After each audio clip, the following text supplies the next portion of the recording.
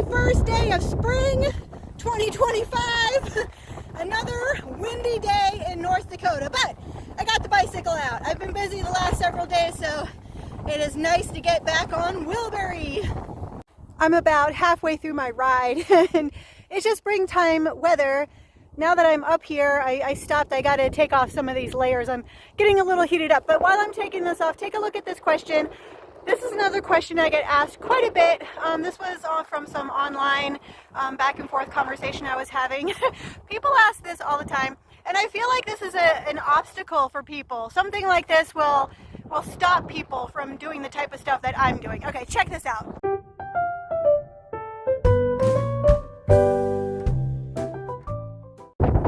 Here is some more completely irresponsible advice from your loving, homeless, nomad friend called Crazy Cool Colleen, aka Collie. Whew, I had to stop and get out of the wind for a second. All right, so how do I handle not having a physical address? Here we go. Here's your bad advice. I go on and on about how I have these great friends and we support each other. I help them out. They help me out. We've been friends for years. I use one of my best friends. I use her address. And so really, what's the consequence of that? Nobody's going to know. And if I do happen to get any mail, she just throws it away. It's nothing of importance. And then in the fall of 2023, I had to update my license. So when I updated my license, I used her address again. And actually, that actually has come in really handy. People take my address a little more seriously. So yeah, so basically that's how I handle it. I have an address, and my license has an address from, out of state. And I have used that in Michigan, here in North Dakota. Like, I just use that wherever I go. That's how I handle it. Gotta ride the bike today because it sounds like we've got a little bit more rain and snow coming. It's going to be a sloppy mix, I think, the next couple days. So gotta take advantage of this beautiful spring weather. Ride when I can.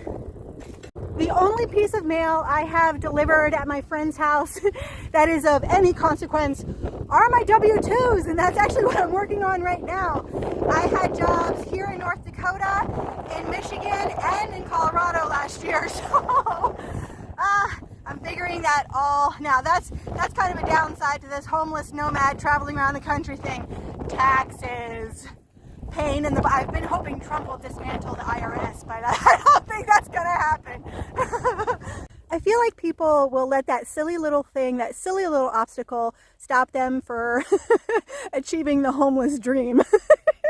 When in reality, and I've been guilty of getting stuck on little details too, but this is truly a little detail. It's not that big of a deal.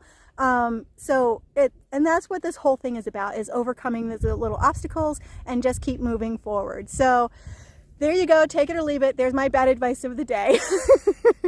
Live free, live homeless, travel the country by bicycle. Okay, catch y'all later, bye.